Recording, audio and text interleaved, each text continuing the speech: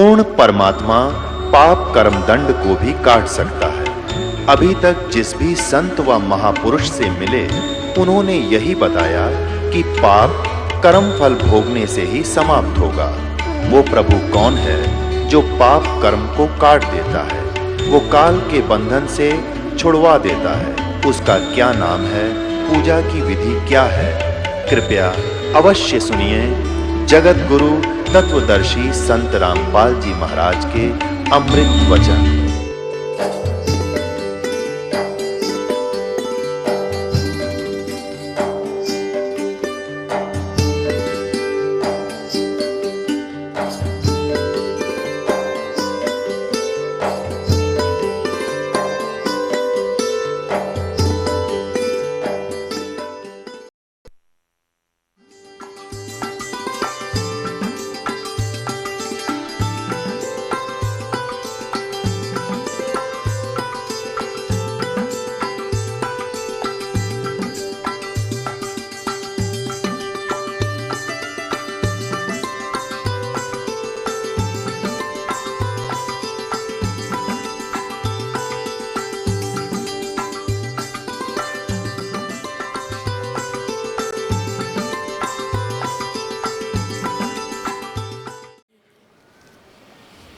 परमात्मा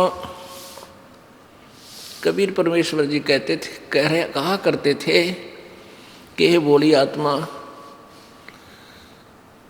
तू कहाँ सुख तलाश कर रही है? 21 ब्रह्मांड में कोई सुखी नहीं। ब्रह्मांड 21 आग लगी है और कृत्रिम बाजी सभी ठगी है। घर घर में आग लगी है, किसी का शांति रही नहीं। क्यों? क्योंकि हम भक्तिहीन हो गए और सभी धन कमाने के लिए, प्रत्येक नीचे से निम्न सत्र का भी कार्य करने के लिए उद्धत हो जाता है प्राणी, फिर भी सेठ नहीं बनता। क्योंकि ये तरीका धनवान बनने का नहीं है। धनवान बनाकर भगवान की रजा से हम अपने तरीके से धनवान बनना चाहते हैं, कोई मिलावट करके, कोई रिश्वत लेकर, कोई चोरी करके, कोई डाके मार के। कभी भी जीव उभर नहीं सकता, दूना ब्रेक डाउन होगा। अब कारण क्या है कि जो आपके प्रारब्ध में लिख दिया, आपके पूर्व संस्कार से, वो चेंज नहीं हो सकता। कब तक नहीं हो सकता? जब तक आप पूर्ण परमात्मा कबीर परमेश्वर की शरण में और पूरे संत उन्हीं के कृपा पात्र, उनके द्वारा भेजे गए नुमाइंदे संत की शरण में नहीं आओगे, तब तक केवल आपको वर्क डन मिलेगा, आपका पूर्व जन्म का किया हुआ संस्कार ही मिलेगा। आपके भाग्य में दुख है तो दुख ही होगा, और सुख है तो आपको, धन है तो कोई सुख किसको मानते हो? कोई संतान होगी, एक अधिकार कोठी होगी, बस इसको सुख मान लेते हो। और ये सुख है कितने दिन का? कल मृत्यु हो जाए, परसों गदा, क्या सुख हुआ ये? तो ये स्वीकार करना पड़ेगा। तो कैसे हम धनवान बनेंगे? परमात्मा कबीर जी की शरण में आकर और पूरे संत से नाम लेकर के और उनकी मर्यादा में रहते हुए आप भक्ति करके देखो, और फिर देखना वो परमात्मा आपको अपने कोटे से भी धन देगा। फिर आपको ऐसा विधि बताई जाएगी जिससे आपको ऑटोमेटिकली आपके पाप कर्म तो खत्म हो जाएंगे, संकट आने वाले के जो कर्म थे वो नष्ट हो जाएंगे और उनके स्थान पर पुण्य वृद्धि हो जाएगी। तो आपको परमात्मा धनी बनाओगा। आप बीमार हो गए और उसमें 20,000 रुपये लग गए और आपने 2 नंबर से कमाए 5,000, 15,000 घाटे में गए और पाप न्यारे, वो पैसे भी गए और पाप न्यू के न्यू रह गए, जिस कारण से आपने 2 नंबर तक धन कमाया था। एक व्यक्ति का इकलौता पुत्र था, वो बीमार हो गया। पहले छोटे डॉक्टरों से दिखाया जाता है, फिर इधर झाड़े झूड़े वालों के पास, फिर संतों के पास, फिर झाड़ा लगवानियों के पास, कि ताबीज बंधवानियों के पास खूब ठगया। फिर डॉक्टरों ने आखिर में यहाँ लोकल डॉक्टरों ने कह दिया कि मेडिकल में चेक कराओ। वहाँ चेक कराया उसने, उन्होंने बता दिया कि इसके दोनों किडनी खराब हो गए और पीजीआई दिल्ली भेज दिया, ऑल इंडिया दिल्ली भेज दिया। वहाँ किसी रिश्तेदार से गुर्दा गर्दा लिया, पैसे पूसे लगे, यानी 3.5 लाख रुपए में वो किडनी चेंज होगी। लड़का स्वस्थ हो गया, खुशी मनाई, कोई बात नहीं। वो व्यक्ति ये दास को बता रहा था कि जो आप कथा कर सत्संग करते हो ये मेरे ऊपर पूरी लागू हुई। उसने क्या बताया कि मैं बहुत निकम्मा आदमी था, मैं बहुत जुल्म किया करता था, अब मुझे दिखाई दिए हैं आपके सत्संग के बाद आंखें खुल गई, मैंने कितने पाप करे थे। अब क्या हुआ कि उसने 6 महीने के बाद वो लड़का बस एक्सीडेंट में, दुर्घटना में मारा गया। इकलौता पुत्र हो गया नाश, जिसके लिए वो धन कमावा था, मेरा बेटा सुखी रहेगा, कोठी बना दूंगा उसके लिए, कार लूंगा, वो बेटा ना रहा। और जिस विधि से उसने धन कमाना चाहा था वह पाप न्यों के न्यों रह गए। ये गधा बनेगा, किसी का बैल बनेगा, वो पूरे करेगा जिसके उसने जो ठगे थे, वो दुख बहुत भारी बन जाओगे। उसने बताया था कि मेरा जो धंधा था कैसेटों का था, पर हर में शुरू में ये कैसेट 40 थी, जो 32 रुपये की कैसेट मिला करती, ये 10 भी लिया करता, आज से 20 वर्ष पहले 32 रुपये की। और ऊपर मार्का होता सोनी का और माल होता उसमें डुप्लीकेट, वो रिफल। कहता वो काम कराया करता मैं, मुझे वो कैसेट इंक्लूडिंग उसके कवर और रिफल के थोक के बात ले आता 2 रुपये में पड़ा करती है, और मैं 32 रुपये लिया करता, 30 रुपये, 32 रुपये, 35 रुपये, जिसा जैसा दाव लग गया। और कुछ ही दिनों में मेरे पास खूब पैसा हो गया।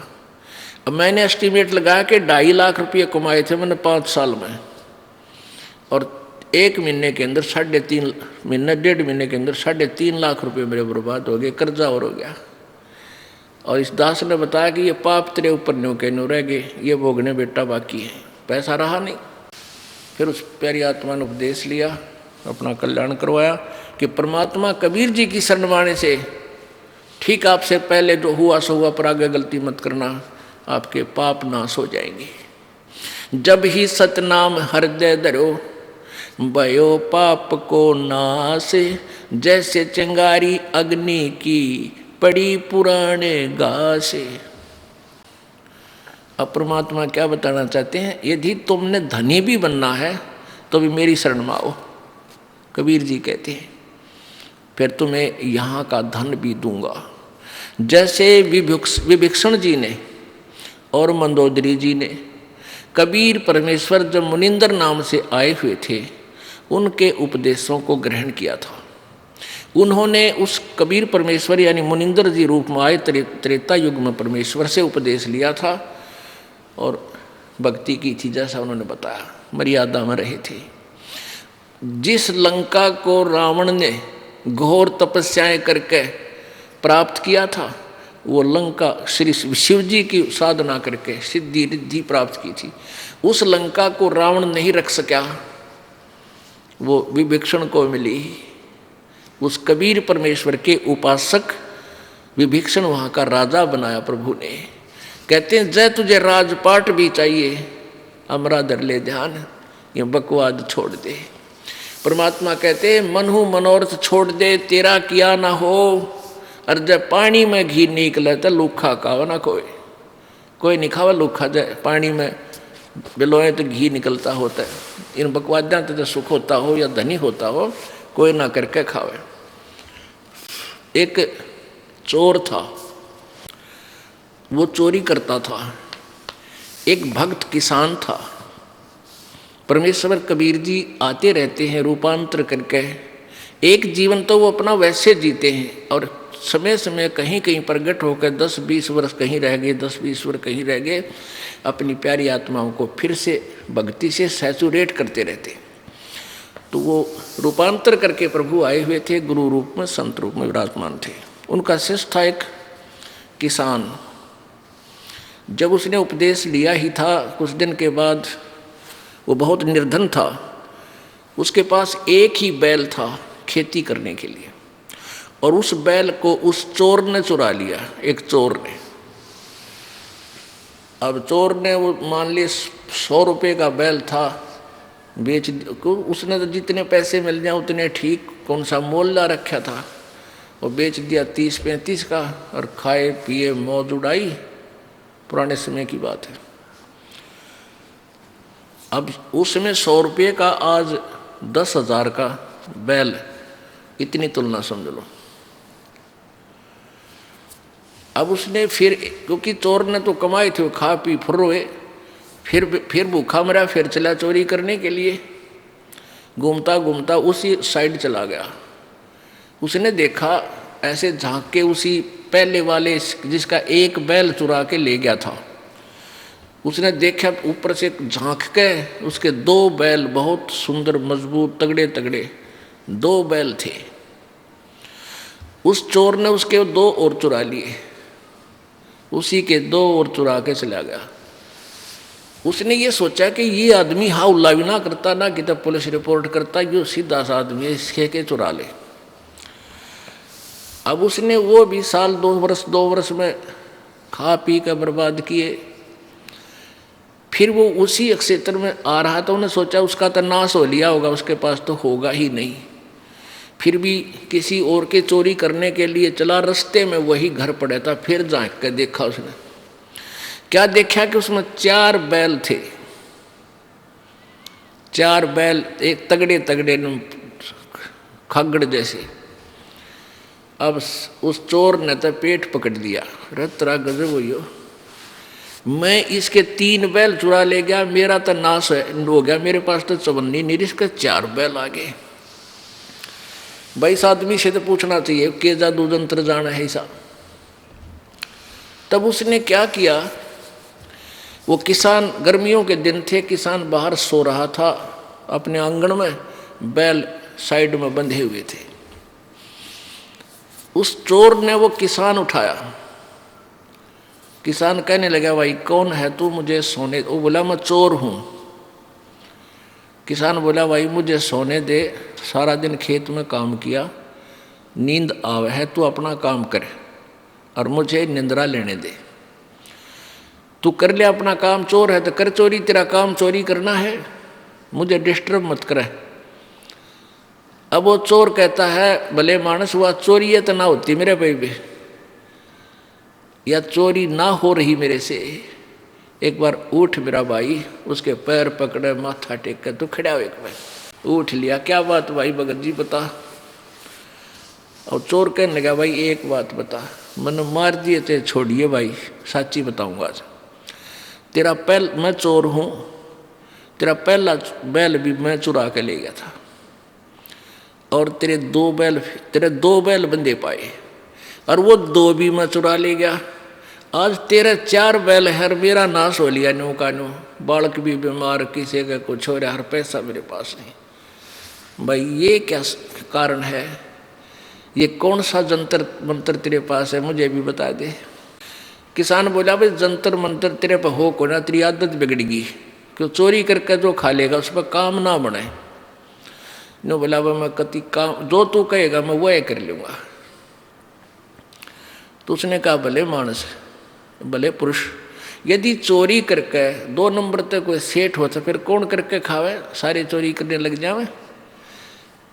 आप भाई एक शर्त है, आप हमारे गुरु जी के पास चलो, उपदेश ले लो और ये बुराई छोड़ दो। 1 साल में 2 वर्ष में तुझे दिखा दूंगा, तेरे ठाठ होए। भगवान सब कुछ कर सकता है। वो कहने लगा, भाई जैसे तू कहेगा मैं ऐसे कर लूँगा। अगले दिन काम छोड़ दिया उस किसान ने, खेत नहीं जोता। उस दिन उसको नवाया धोवाया, खाना खा और चल सतगुरु के पास चलेंगे। उसने सारी बता दी। तो सतगुरु जी के सामने जाके अब संत जी कहने लगे, बेटा तेरा सौभाग्य है, तेरे एक भी बात समझ में आ गई, कोई बात नहीं, फिर वो ज्ञान सुना, रोने लग गया। वो चोर के है भगवान, मन तो घने पाप कर दिए इस पापी के, तो कभी ये पाप भी समाप्त हो जाओगे। उसने क्या बताया चोर ने कि एक व्यक्ति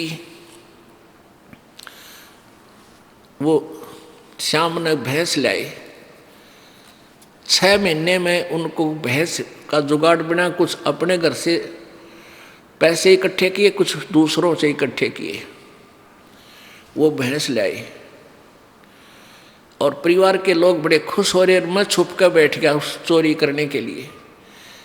वो बच्चे कह रहे थे माता पिता से कि बहुत दिनों में दूध हुआ है, मेरी दही रखना, मैं मक्खन खाऊंगा, मैं ऐसे करूंगा, और बड़े खुशी मना रहे। रात में मैं चोरी कर ले गया उसको।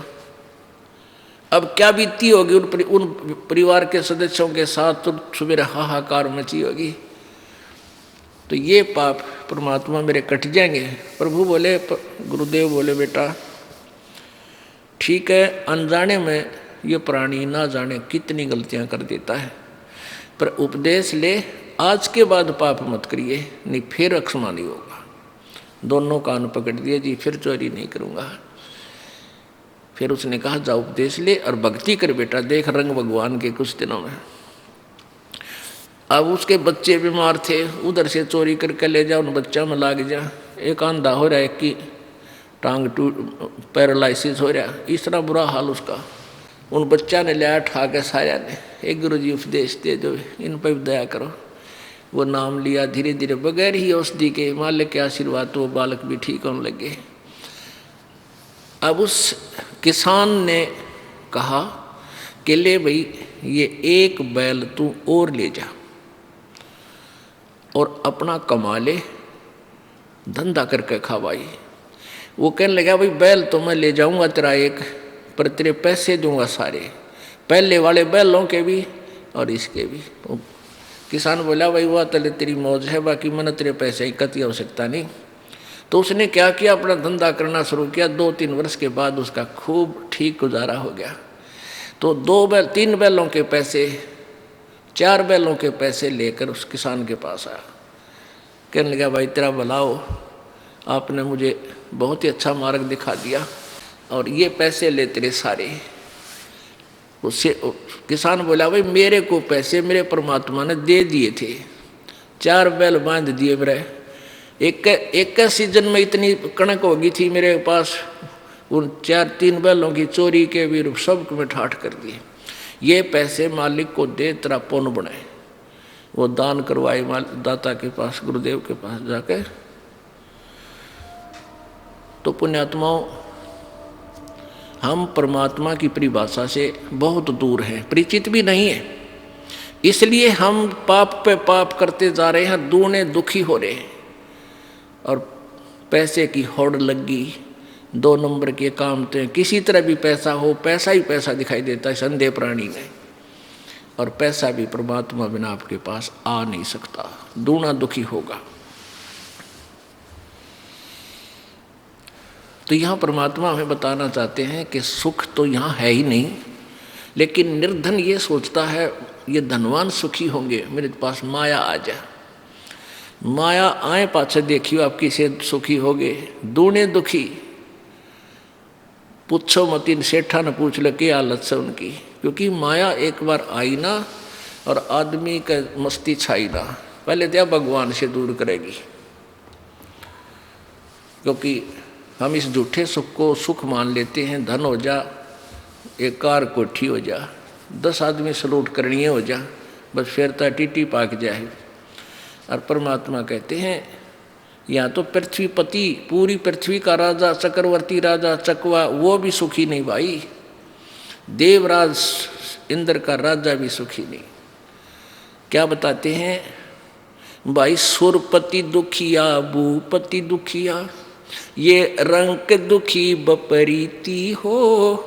सुरपति दुखिया भूपति दुखिया, रंक दुखी बपरीती हो। कहे कबीर और सब दुखिया, एक संत सुखी मन जीती हो। संत सुखी मन जीती हो, तंदर सुखिया कोई न देखा, जो देखा सो दुखिया हो, उदय अस्त की बात करत हैं, मन सबका किया विवेक का हो, सबका किया विवेक का हो।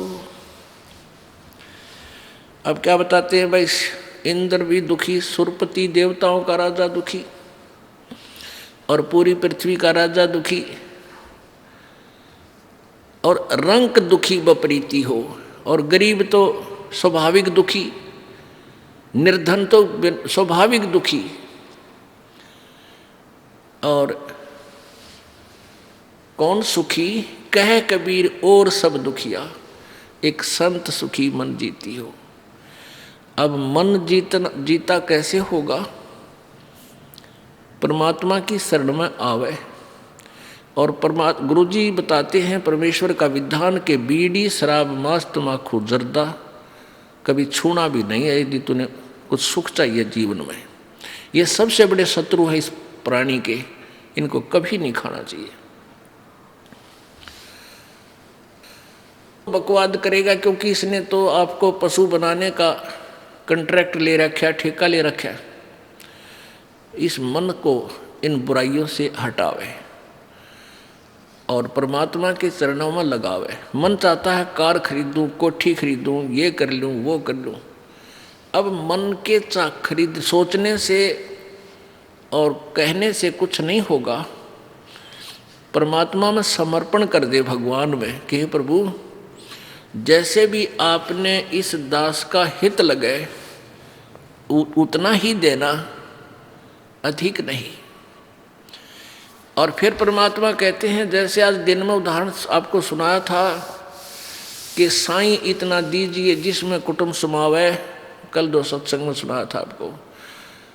और हम भी भूखे ना रहें, कोई अतिथि न भूखा जावे, यानी इतना जी दीजिए जिसमें कुटुंब समावे। कुटुंब समान का अर्थ है रिक्वायरमेंट ऑफ द फैमिली, यानी परिवार की आवश्यकता पूरी हो।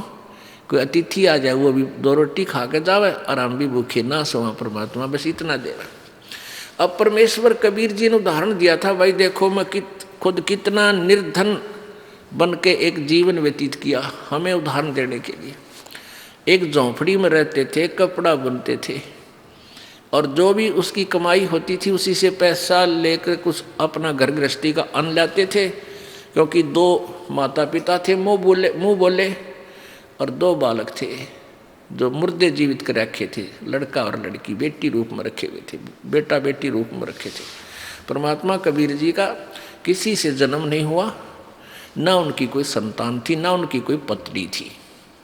ये झूठे लोगों ने परमात्मा को जो है ना दूसरे ढंग से पेश कर दिया, बिल्कुल गलत ज्ञान प्रचार कर रखा था। तो वो क्या करते थे, जो भी धन आता था, कमाई होती थी, अपने परिवार का कुछ खर्चे खातर लाते, बाकी शेष का धर्म में लगा दिया करते थे।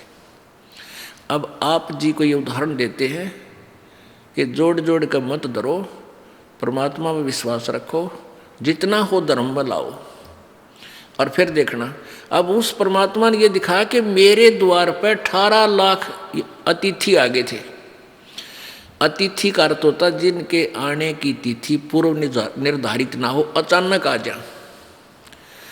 अब वो उन दुष्ट लोगों ने चिट्ठियां डाल दी परमात्मा को लज्जित करने के लिए, शर्मिंदा करने के लिए। लाखों लोग, 18 लाख व्यक्ति आ गए कबीर जी के अतिथि बन गए।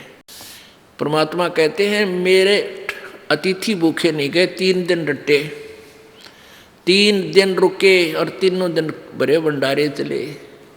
जो भी खान योग्य चीज थी जिसने डिमांड की, लड्डू की इच्छा थी लड्डू आ रहे हैं, जलेबियों की इच्छा करता जलेबी आ रही है, कचौड़ी पकौड़ी खीर खांड हलवा हैं। और 18 लाख अतिथियों को 3 दिन तक बड़ा भंडारा दिया। और फिर प्रत्येक खाने के उपरांत 1 दोहर और 1 असरफी, जैसा भी चिट्ठी में उन दुष्टों ने लिखा था वो भी दिया।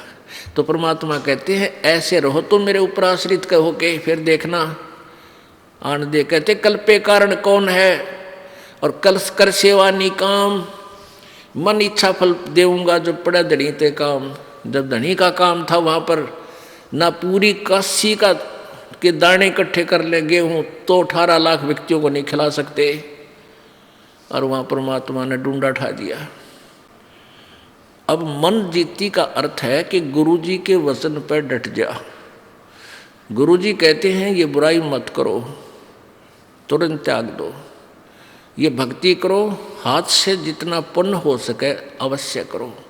परमेश्वर जी कहते हैं चढ़ी चोंच भर ले गई नदी ना घट्यो नीर, और दान दिए धन घटे नहीं नो कह रे साहिब कबीर। पुण्यात्माओं, प्रसंग था कि तन धर सुखिया कोई न देखा, जो देखा सो दुखिया हो, और उदय अस्त की बात करे मन सबका किया विवेका हो। जो चक्रवर्ती राजा उदय अस्त, जिसके राज्य में सूर्य अस्त ही नहीं होता, उदय जहाँ होता है और अस्त जहाँ होता है, यानी पूरी पृथ्वी का शासन जिसके पास है, वो इंसान भी कभी सुखी नहीं हो सकता जो भक्त नहीं है। जो सच्चा भक्त नहीं है, सच भक्ति नहीं कर रहा है, पूरे संत की शरण में नहीं है, तो फिर कहाँ सुख है? तो परमात्मा कहते हैं मन तू सुख के सागर बस रे भाई और न ऐसा यस रे। मन तू सुख के सागर बस रे भाई और न ऐसा यस रे। यहाँ मान लीजिए पूरी पृथ्वी का राजा है, तेरी बड़ी महिमा हो रही है, ठाठ हो रही है, दुनिया तेरे गुण गा रही है। एक मानधाता चक्रवर्ती राजा था, और उसने पूरी पृथ्वी के ऊपर अपने शासन की जांच करने के लिए कि कोई छोटा राजा मेरा विरोधी तो नहीं बन गया है, एक घोड़ा छोड़ा था कि इस घोड़े जिसने मेरी अधीनी स्वीकार नहीं है वो इस घोड़े को पकड़ कर बांध ले और युद्ध के लिए तैयार हो जा। 72 अक्षौणी सेना राजा मानधाता चक्रवर्ती के पास थी, 72 करोड़। और वो उस घोड़े के गले में एक पंपलेट लिख कर डाल रखा था कि पकड़ने से पहले पढ़ लेना इसमें क्या लिखा हुआ है। तो किसी ने नहीं पकड़ा, पूरी पृथ्वी पे घोड़ा घूमया। तो चुनक ऋषि था एक, ये काल का उपासक, उसने वो घोड़ा पकड़ लिया और मानधाता चक्रवर्ती ने 72 करोड़ सेना के 4 पार्ट बनाए, 18-18 करोड़ के। एक पार्ट भेज दिया, एक टुकड़ी भेज दी 18 करोड़ की। उधर से ऋषि चुनक ऋषि ने पूरे जीवन की अपनी कमाई से 4 एटम बम बना लिए, पुतली बोल रहे हैं उनको। ऐसे 4, एक पुतली छोड़ दी, 18 करोड़ का नाश कर दिया सेना का, दूसरी छोड़ दी। कहने का भाव ये है कि वो पृथ्वीपति दुर्गति को प्राप्त होकर मृत्यु को प्राप्त हो। उदय अस्त बीच चक्कर चले थे ऐसी जन ठकुराई। उदय अस्त बीच चक्कर चले थे ऐसी जन ठकुराई। चुनक ऋषि स्वर कल्प करी तब खोज न पाया राई। मन तू सुख के सागर बस रे भाई और न ऐसा यस रे। यस माने यहाँ तू क्या महिमा बनाना चाहता है? एक कार खरीद के और आसपास के लोगों में प्रभु बनना चाहता है कि ओ बड़ा सेठ आदमी है। कहते हैं सर्व सोने की लंका होती। ओहो, ये क्या दिखाते हैं मूर्ख लोग, अनजान। 4 गुठी पर रे मोटी मोटी वो तरह, और गोड़े भी सी मोटी चैन। अरे कुत्र, वो कबीर साहब कहते हैं तुम विशीषा मांडी पाएंगे। रावण ने पूरी सोने की लंका बना रखी थी, जैसे हमने मकान बना रखे ऐसे सोने की लिपाई, सोने की ईंट, स्वर्ण। और आज उसका कितना नामो निशान नहीं। ये क्या सुख है? तो परमात्मा क्या बताना चाहते हैं कि मन तू चल रे सुख के सागर, जहां शब्द सिंधु रत्नागर। ओह, अब सुख सागर किसे कहते हैं भाई? शंखों लहर मेर की उपजे कहर नहीं जा कोई, शंखों लहर मेर की उपजे कहर नहीं जा कोई।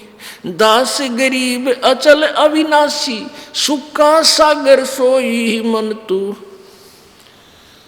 सुख के सागर बस रे भाई और न ऐसा यस रे, शंखों लहर मेहर की उपजे। एक समय कभी कभी आप एकांत में बैठे हो, एक ऐसी हिलोर उठती है अंदर से, इतना आत्मा निर्मल हो जाता है कि दुश्मन भी दुश्मन नहीं लगता, उसके प्रति भी प्यार भाव बन जाता है, उसके ऊपर भी रहम बन जाता है। लेकिन वह होती है थोड़ी सी देर की, उसके बाद फिर वही कहर की लहर, उसने ये कर दूंगा, उसको ऐसा केस करूंगा, ऐसा हो गया, लड़का बीमार हो गया, बेटी दुखी हो रही है, पति बटे वो शराब पी रहा है, ऐसा घाटा हो गया, उसमें न्यू हो गया। यानी कोई ना कोई 100 प्रकार की वह कहर की लहर शुरू होगी, और वह मेर की लहर थी, थोड़ी सी देर रुकी थी। कहते वहां सतलोक के अंदर जाके, जहां से तू आया है बावले, ए भोले प्राणी, जहां तू रहता था, जिस सुख को तू तलाश कर रहा है वो यहां नहीं है, वो उस सतलोक में है। उस सतलोक के अंदर शंखों लहर मेहर की उपजे और कहर नहीं जा कोई, और दास गरीब अचल अविनाशी और सुख का सागर सोई। वो सदा रहने वाला स्थान है, वो शाश्वतम स्थान है सतलोक। गीता जी अध्याय नंबर 18 के श्लोक 62 में कहा कि अर्जुन, गीता ज्ञानदाता कह रहा किसी और भगवान परमेश्वर की शरण में जाने से को, कि हे अर्जुन तू सर्वभाव से उस परमेश्वर की शरण में जा जिसकी कृपा से तू परम शांति और सनातन परम धाम को प्राप्त होगा। ओह, परम शांति को प्राप्त होगा और शाश्वतम स्थानम, शाश्वत माने सदा रहने वाला, कभी नाश ना हो जिसका। अब ब्रह्मलोक तक तो सारे नाश हुआ, 21 ब्रह्मांड का नाश, 7 संग ब्रह्मांड का नाश, लेकिन सतलोक, अलखलोक, अगमलोक, अनामी लोक, उन लोकों का कभी विनाश नहीं होता। तो उस वहां चलने के लिए परमात्मा कहते हैं जहां तुम रहा करते थे, और वहां जाकर तुम्हें सुख होगा।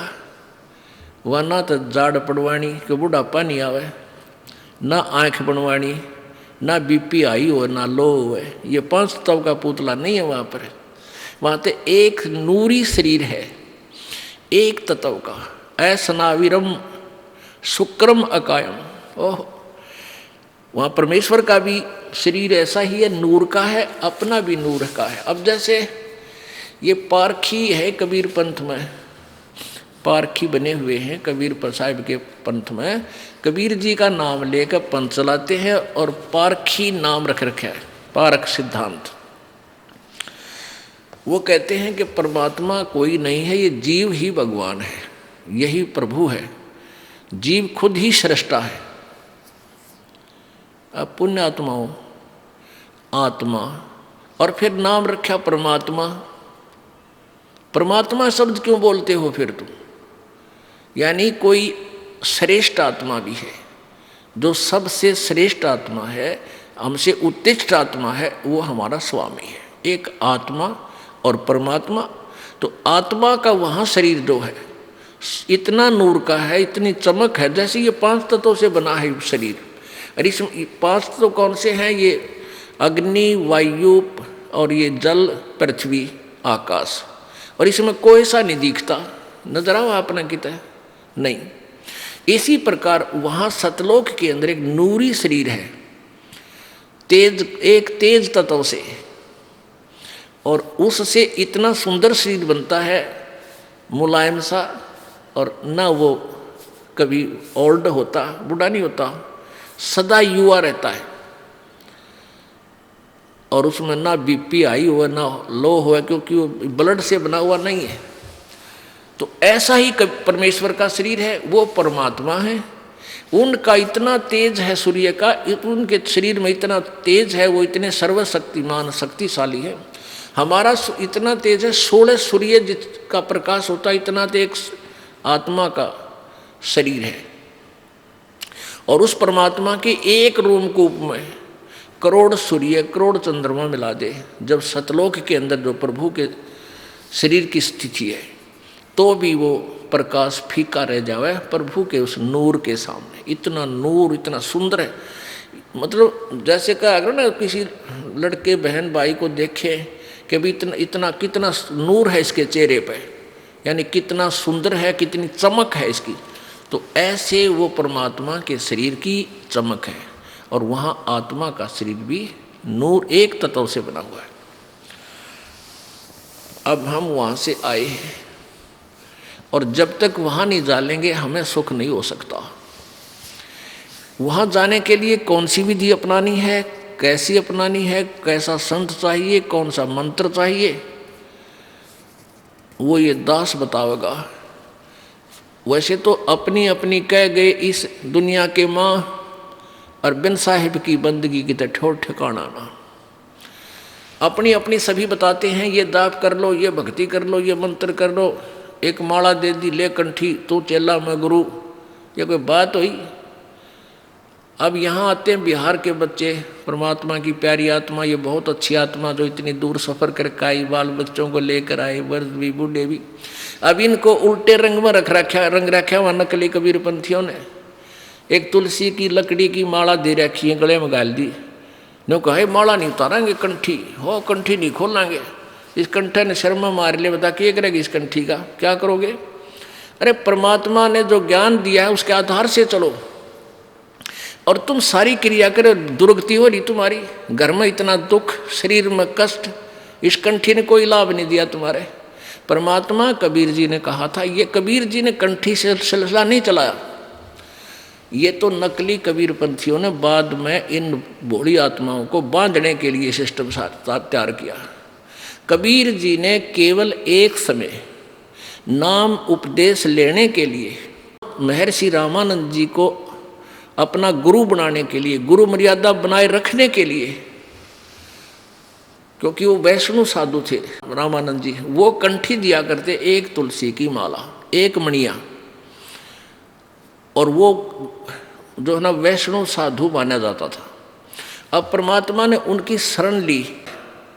रामानंद जी ने कंठी का लिए उसमें नहीं कहा, लेकिन उन्होंने वो जो स्नान करने के लिए गए थे रामानंद जी पंचगंगा घाट पे, और कबीर जी 2-2.5 वर्ष का बच्चे का शरीर बना के और पैड़िया में लेट गए थे अंधेरे में। सुबह सुबह रामानंद जी का खड़ाऊ सिर में लगी परमात्मा के, और एकदम जब झुके नीचे को, जब कबीर जी ने बच्चे की तरह रोने की लीला की, तो जो ही रामानंद जी झुके नीचे को, उनकी कंठी हुआ एक तुलसी वाली कबीर जी की गले में डल गई। अंधेरे में रामानंद जी को पता नहीं चला। तो फिर ये कथा फिर सुनाएंगे आपको, क्योंकि ये प्रसंग और सुनाना, इसलिए एक शॉर्टकट में बता रहा हूँ। रामानंद जी के एक शिष्य ने जो सत्संग कर रहा था, कबीर जी ने उसको टोका था। तो रामानंद जी के शिष्य ने पूछा कि तू वेद शास्त्रों के बारे में कैसे जानता है, तूने तिलक क्यों लगा रखा है, क्या तूने किसी से नाम ले रखा है। परमात्मा बोले हाँ, मैंने उसी से नाम ले रखा जिसे तूने ले रखा है। अब वो रामानंद जी ब्राह्मण, और वो सत्संग कर रहा था, वो रामानंद जी का शिष्य ऋषि, इस बात से वो कुपित हो गया कि झूठ बोलता है तू, हमारे गुरु जी तो किसी को नाम नहीं देते, शूद्र को, तू जुलाहा जाति का, तूने मेरे गुरुदेव को नीचा दिखाया है। रामानंद जी के पास ले गए। स्वामी जी ने जब उनसे वार्ता की तो परमात्मा ने, रामानंद जी ने कहा कि तूने मेरे से कब नाम लिया।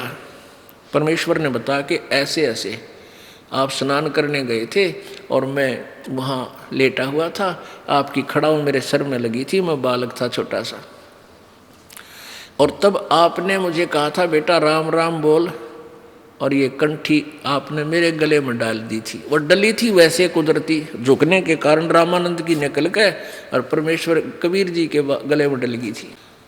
तो कबीर जी ने कहा, रामानंद जी ने कहा कि मैं शिष्य जिसको बनाता हूँ उसको कंठी देता हूँ, ये माला देता हूँ एक मनके की, तेरे पास है, काट के दिखा दी। हाँ जी ये लो। कहने लगी मैंने तेरे को कब दी, कि जिस दिन ऐसे ऐसे कहानी बनी उस दिन आपने मुझे दी थी। तो वो परमात्मा ने केवल इसलिए वो कंठी डाली थी कि इसकी भ्रम तोड़ दूं इस रामानंद जी को। फिर रामानंद जी से चर्चा की, ज्ञान गोष्ठी हुई, फिर रामानंद जी को सतलोक दिखा परमेश्वर ने। वो महर्षि फिर परमात्मा के चरणों में गिर गया था कबीर जी के, और रामानंद जी ने भी वो कंठी तोड़ कर फेंक दी थी और कबीर जी ने भी फेंक दी थी, क्योंकि इन कंठियों से भगवान नहीं मिला, इस मंत्र और साधना से परमात्मा प्राप्ति होगी। अब वो टिप्पण फिर क्या था, रामानंद जी के जो शिष्य थे वो रामानंद जी से विरुद्ध हो गए कि ये ब्राह्मण होकर और जुल्हाए के साथ रहता है, इसने नाश कर दिया। तो उन नकलियों ने वो कंठी वाला सिलसिला फिर जारी रखा। लेकिन परमात्मा कबीर जी ने केवल सब चीज़ों से दूर किया। परमात्मा ने कहा है कंठी माला सुमरनी सभी सिलसिला मेट, इन सब को भूल जा। और माला तो आपने, अब जैसे आप आरती में पढ़ते हो, आप संध्या आरती में पढ़ते हो, तत् का तिलक और ध्यान की धोती, ये मालाएं हमारी हैं, ये हमारे गहने हैं, एक भक्त के होने चाहिए। और परमात्मा ने कभी भी ऐसा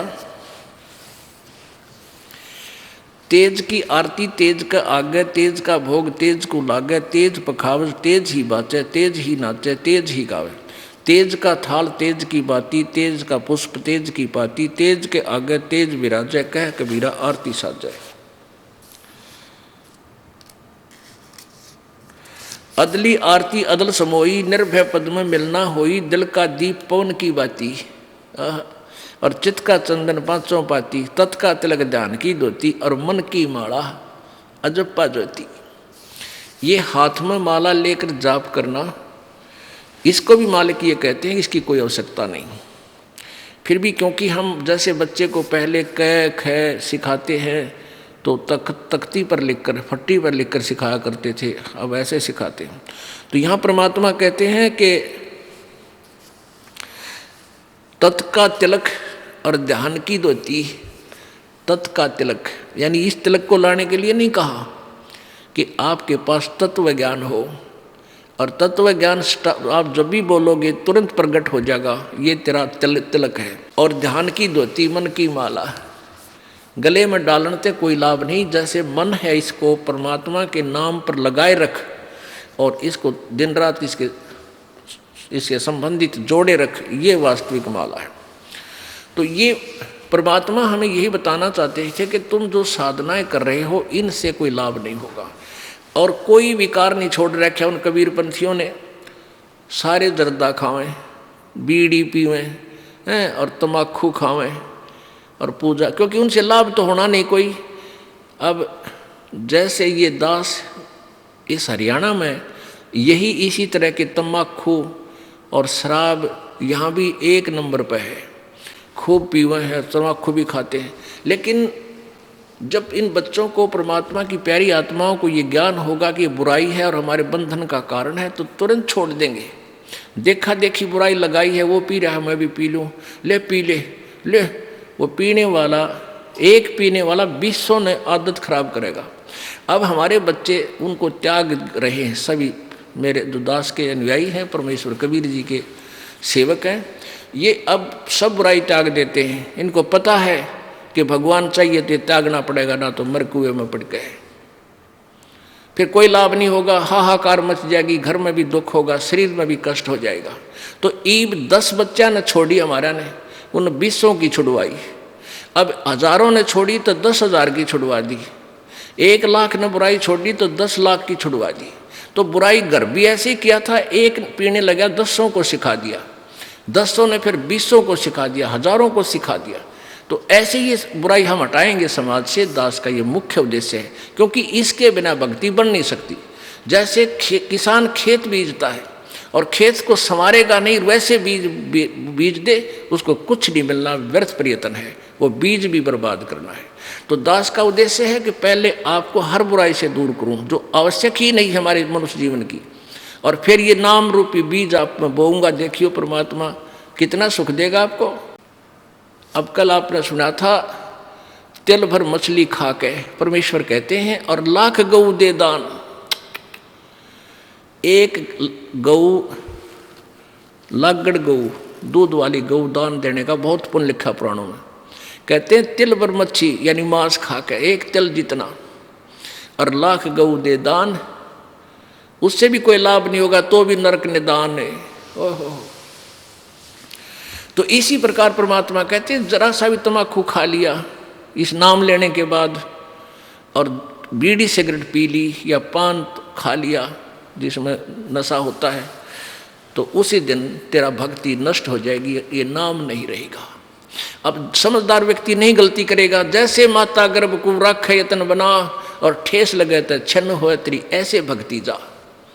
किसी बहन को 5, 7, 10 वर्ष में कोई गर्भ रहा हो, फिर वो रात में भी दुखी रहती है, चिंतित रहती है। जब वो करवट लेती है तो भी एकदम उठ के बैठ जाती है, कहीं मेरे बच्चे पर दबाव तो नहीं पड़ गया और ये खराब तो ना हो गया है, भगवान मेरा गर्भ खराब ना हो जाए। तो वो फिर उसको प्रफुल्लित कर लेती है, फिर वो बालक, वो लाल उसको प्राप्त होता है। ऐसे ही ये भक्ति है, इसको इतने जतन से रखना पड़ेगा आपने यदि परमात्मा चाहते हो ना। यहाँ आने की कोई आवश्यकता नहीं, क्यों डले ढो खाम खा। और आज देखना कुछ दिनों के अंदर ये समाज सुधरेगा, आपकी हर इच्छा परमात्मा पूरी करेगा, घर का दुख मिटेगा, शरीर का कष्ट मिटेगा, जो लाखों रुपए से भी ना मिटना था। तो फिर आपको कितनी शांति और कितनी खुशी होगी और कितनी उमंग से आप आओगे। पहले वो बीमारी पर पैसा लगाते थे, फिर दान में खर्चोगे और दान से आपको पुण्य होगा। कहते हैं धर्म तो धसके नहीं धसके तीनों लोग, और खैर आयत में खैर है कीजिए आत्म भोग। अब हमने ये साधना करके, क्यों करते हैं साधना? कि हम सुख सागर प्राप्त करें, हम सतलोक में चलें। हम कहाँ से आए थे और क्यों फंसे काल के जाल में? आप जी को अब एक सृष्टि रचना सुनाना चाहेगा ये दास, जो परमेश्वर पूर्ण ब्रह्म कबीर परमेश्वर जी ने अपने द्वारा रची हुई सृष्टि को स्वयं ही आकर बताया है। क्या बताया था परमात्मा ने? धर्मदास ये जग बोराना, कोई न जाने पद निर्वाणा। यही कारण मैं कथा पसारा, सबसे कहिए एक राम नियारा। यही कथा जग जीव सुनावो, सब जीवों का भरम नसाओ। भरम गए जग वेद पुराणा, आदि राम का वेद न जाना। अब 600 वर्ष पहले परमात्मा ने ये कहा था कि धर्मदास अब तुझे मैं ब्रह्मा विष्णु महेश की उत्पत्ति बताता हूं। अब मैं तुमसे कहूं चिताई, और इस तेरे देवन की उत्पत्ति भाई, तेरे तीनों देवताओं का जन्म कैसे हुआ ये बताता हूं। अब धर्मदास जी चिंगर गया कि हे महाराज आप तो बड़े, क्योंकि कबीर परमेश्वर जी मुसलमान फकीर के रूप में मथुरा में मिले थे उस पवित्र आत्मा धर्मदास जी को, और परमात्मा ऐसे काटे का ज्ञान सुना रहे थे। धर्मदास जी उकस उकस के नाराज हो रहे थे अंदर अंदर से कभी, और फिर ज्ञान तथ्य देखकर सामने गीता और वेदों को और पुराणों को फिर कुछ मन में सोचने पर विवश भी हो रहे थे। अब परमेश्वर कबीर जी ने जो सृष्टि रचना सुनाई थी, ये दास आपको एक बार मौखिक सुनाएगा वर्बली, और फिर आपको प्रमाण दिखाएंगे अपने ही सदग्रंथों में। हे भगवान, तो पुण्यात्माओं, पूरा विश्व परमेश्वर की परिभाषा से अपरिचित है, और जब तक हम परमात्मा की परिभाषा से परिचित नहीं होंगे हम भक्ति भी नहीं कर सकते। क्योंकि ये नकली संत, ये महंत, ये मंडलेश्वर महर्षि आपका ऐसे ही हंडोला बनाए रखेंगे। ये नाम ठीक है, वो ठीक नहीं है, ये ऐसी भक्ति करो, ये ऐसा कर लो। कोई बात हुई या? अब एक भगवान, और उसके पाने का रास्ता भी एक ही है। आम का बीज एक ही है, आम की गुठली। और बबूल का बीज बीज करने का ये भी आम देगा, कभी नहीं लगेगा। सबसे पहले परमेश्वर पूर्ण ब्रह्म कबीर देव जी अकय लोक में रहते थे। अकय लोक, उसको अनामी लोक भी बोलते हैं। उसमें परमेश्वर अकेले थे। उस पूर्ण परमात्मा ने, कबीर जी ने अपने वचन से नीचे के 3 लोक और रचे, 3 लोकों की रचना की। वो कौन कौन से हैं? अकय लोक से नीचे वाला अगम लोक, उससे नीचे फिर अलख लोक, और लास्ट वाला सतलोक। अब वही पूर्ण परमात्मा अन्य 3 लोकों में भी स्वयं ही अन्य रूप धारण करके विराजमान हो गए। अब आपको सतलोक की रचना के विषय में जानकारी देंगे। परमेश्वर कबीर जी ने, यानी सत्य पुरुष ने, सत्य पुरुष का अर्थ होता अविनाशी परमेश्वर, अविनाशी प्रभु ने, सत्य पुरुष ने अपने एक वचन से वहाँ 16 द्वीप रचे। 16 द्वीप, और फिर 16 वचनों से, एक एक वचन से एक एक पुत्र की उत्पत्ति की। उनमें से एक का नाम अचिंत, और एक का सहजदास, जोगजीत, ऐसे ये 16 पुत्र हैं उत्पन्न किए। कुछ दिनों के बाद परमेश्वर ने अरुण सब से कहा कि तुम अपने अपने द्वीप में जाओ, वहां रहो। उसके बाद कभी सत्य पुरुष ने अपने पुत्र अचिंत से कहा कि आप सृष्टि रचना करो। अचिंत ने अपने वचन से